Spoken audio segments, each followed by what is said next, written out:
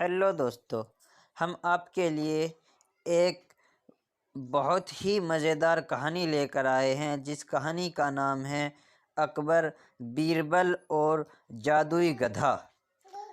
एक समय की बात है, बादशाह अकबर ने अपने बेगम के जन्मदिन के लिए बहुत ही खूबसूरत और बेशकीमती हार बनवाया था।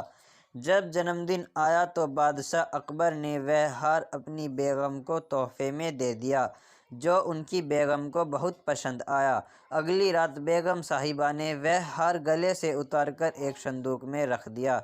जब इस बात को कई दिन गुजर गए तो एक दिन बेगम साहिबा ने हार पहनने के लिए संदूक खोला, लेकिन हार कहीं नहीं मिला। इससे वह बहुत उदास हो गई और इस बारे में बादशाह अकबर को बताया।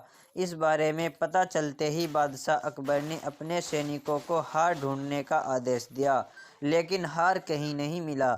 इससे अकबर को यकीन हो गया कि बेगम का हार चोरी हो गया है। फिर अकबर ने बीरबल को महल में आने के लिए बुलावा भेजा।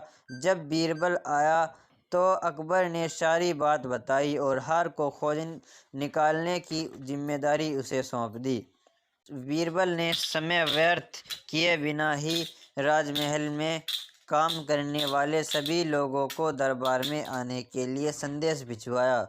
थोड़े ही देर में दरबार लग गया। दरबार में अकबर और बेगम सहित सभी काम करने वाले हाजिर थे, लेकिन बीरबल दरबार में नहीं था। सभी बीरबल का इंतजार कर ही रहे थे कि तभी बीरबल एक गधा लेकर राज दरबार में पहुंच जाता है। देर से दरबार में आने के लिए बीरबल बादशाह अकबर से माफ़ी मांगता है। सभी सोचने लगते हैं कि बीरबल गधे को लेकर राज दरबार में क्यों आया है। फिर बीरबल बताता है कि यह गधा उसका दोस्त है और उसके पास जादुई शक्ति है।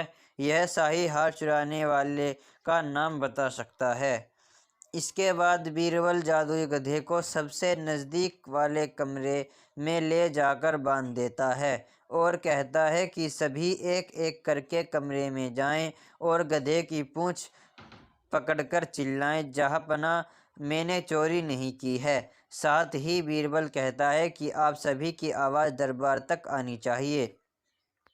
सभी के पूंछ पकड़कर चिल्लाने के बाद आखिर में गधा बताएगा कि चोरी किसने की है।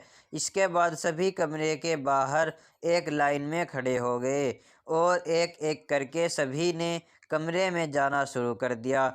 जो भी कमरे के अंदर जाता तो पूंछ पकड़कर चिल्लाना शुरू कर देता, जहाँपना मैंने चोरी नहीं की है। जब सभी का नंबर आ जाता है तो अंत में बीरबल कमरे में जाता है और कुछ देर बाद कमरे से बाहर आ जाता है।